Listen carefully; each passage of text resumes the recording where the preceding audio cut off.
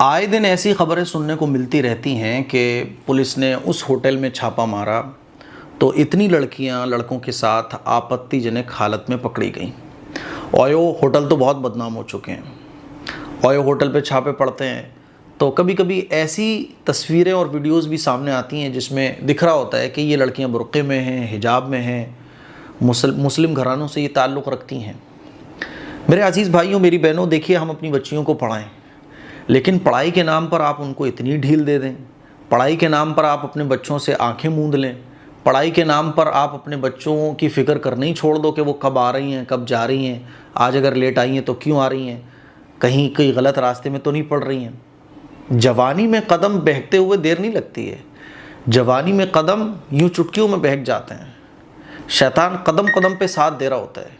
लेकिन अफसोस की बात है कि आज मुस्लिम घरानों की लड़कियां, उनके दिल में अपनी फैमिली का, अपने घर वालों का खौफ ही ख़त्म हो गया है। अब तो अगर कोई वीडियो भी बना रहा हो ना तो वो खुल के बोलती हैं, बना ले वीडियो, क्या कर लेगा तू, और तू कौन होता है वीडियो बनाने वाला। हालांकि अगर कोई वीडियो तो दूर की बात है, अगर कोई पूछ भी ले कि तुम इस लड़के के साथ कैसे, तो खौफ की वजह से जो है ना चक्कर आना शुरू हो जाना चाहिए थे। लेकिन वो खौफ ही ख़त्म हो गया कि वो जानती हैं कि घर वाले ही तवज्जो नहीं देते हमें, हम तो अपनी जैसी चाहें वो वैसी ज़िंदगी गुजारें। और भी इसकी बहुत सारी वजह हैं, इस पर मैं कुछ रोशनी आप लोगों की खिदमत में डालना चाहूँगा। एक ख़बर मुझे कल पढ़ने को मिली संभल की, कि संभल में ओयो होटल पर छापा पड़ा तो उसमें 5 लड़कियां 5 लड़कों के साथ आपत्तिजनक हालत में पाई गई, जिसमें 4 लड़के गैर मुस्लिम थे, 1 मुसलमान था। और ये पाँचों की पाँचों लड़कियाँ मुसलमान थीं, बुर्क़े में, नक़ाब में, हिजाब में। अच्छा, घर से ये क्यों निकली थी? पढ़ने के लिए। ये ख़बर शायद 1 हफ़्ते पुरानी है, लेकिन मेरे जहन में कुछ बातें आई तो मैंने सोचा आप लोगों के साथ शेयर करूं। घर से निकल रही है ये पढ़ने को। और देखो, होटल में जाना कोई एकदम से नहीं होता है। पहले बातचीत होती है लड़के के साथ, छोटे छोटे कैफ़े, रेस्टोरेंट वगैरह में जाना होता है, उसके बाद नंबर आता है होटल का। तो होटल का नंबर ये कि पहले से बहुत फल पक गया, कहानी बहुत लंबी चली है, अब होटल का नंबर आया है घूम के। कोई ऐसा तो नहीं है कल एक लड़के से वो मिली और होटल में जाना तय हो गया। नहीं नहीं, होटल पे अगर कोई लड़की पहुंच रही है किसी लड़के के साथ तो पता ये चल रहा है कि खिचड़ी बहुत देर से बहुत महीनों से पक रही थी, उसके बाद तय ये पाया गया चलो होटल में मुलाकात करते हैं। अब जिस्म का धंधा शुरू हो गया, नाजायज़ ताल्लुक़ कायम हो गया। माँ बाप कहाँ रहते हैं आंखें मूंदे हुए? कहाँ रहते हैं माँ बाप? मेरे अज़ीज़ भाइयों, मेरी बहनों, कई बार ऐसा हुआ है कि कहीं रेस्टोरेंट वगैरह में सफ़र करते हुए खाना खाने के लिए रुकना हुआ तो कई बार मैंने ऐसे देखा है कि मुसलमान लड़कियां हिजाब में, नक़ाब में, लड़कों के साथ, बाज़ दफ़ा गैर मुस्लिम लड़कों के साथ बैठी हुई गप्पे लड़ा रही हैं। हालांकि पढ़ाई का टाइम है वो, लेकिन घंटा गोल करके अब तफरी चल रही है लड़कों के साथ। मैं आप लोगों से यही कहना चाहता हूँ कि देखिए, अगर आप अपने बच्चों की तरबियत नहीं करते, यकीन मानिए कि इतने बड़े अजाब में आप मुब्तला हैं अगर आपकी बच्चियों के कदम बहक रहे हैं। क्योंकि अगर बच्चियों पर आपकी नज़र नहीं है, एक तो नज़र नहीं है, दूसरा वक्त पर उनकी शादियाँ नहीं हैं। हालांकि अल्लाह के नबी सल्लल्लाहु अलैहि वसल्लम का इरशाद है कि जब बच्ची जवान हो जाए और उसका अच्छा रिश्ता मिल रहा हो तो निकाह करने में, शादी करने में ताख़ीर मत करो।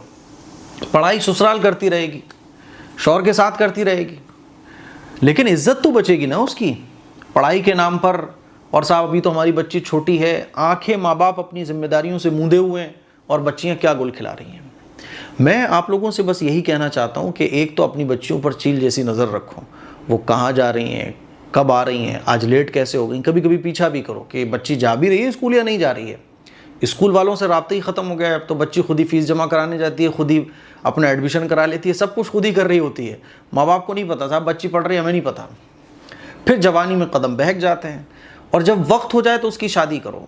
एक बड़ी वजह लड़कियों का गैर मुस्लिम लड़कों के साथ और इस तरह से गलत रास्ते पर कदम का पड़ जाना, होटल में इस तरह से पकड़े जाना, लड़कों के साथ घूमते हुए पाया जाना, इसकी एक बड़ी वजह ये भी है कि माँ बाप अपनी ज़िम्मेदारियों से बहुत भाग रहे हैं। एक ज़िम्मेदारी तो ये बच्चों की तरबियत। बच्चों की तरबियत का मतलब ये नहीं होता कि बस स्कूल में एडमिशन करा दिया, अब छुट्टी वो आ रही है, जा रही है। नहीं नहीं, बच्चों की तरबियत का मतलब ये होता है कि बच्चे के कदम जवानी में बहक ना जाएं।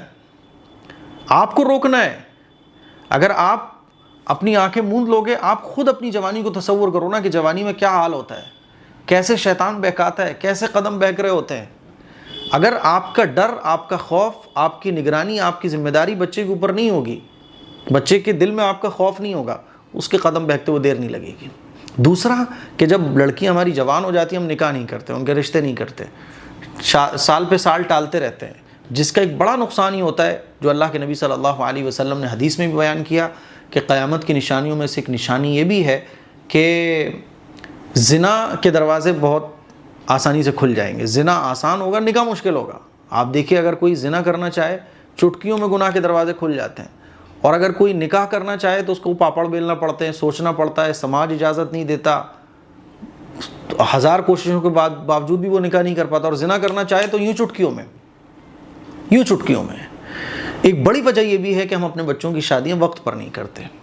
मैं आप लोगों से यही कहना चाहता हूँ कि पढ़ाइए, बेशक अपनी बच्चियों को पढ़ाइए, लेकिन इस तरह से आंखें मूंद कर नहीं, बच्चे पर पूरी निगरानी रखे कि जब आपका बच्चा घर से बाहर निकले, बच्ची हो या बच्चा हो, जब आपकी बच्ची घर, ख़ास तौर पे बच्चियाँ, कि जब आपकी बच्ची घर से बाहर निकले, क्योंकि यूज़ तो बच्चियों का होता है ना, ज़िंदगी तो बच्चियों की बर्बाद होती है ना।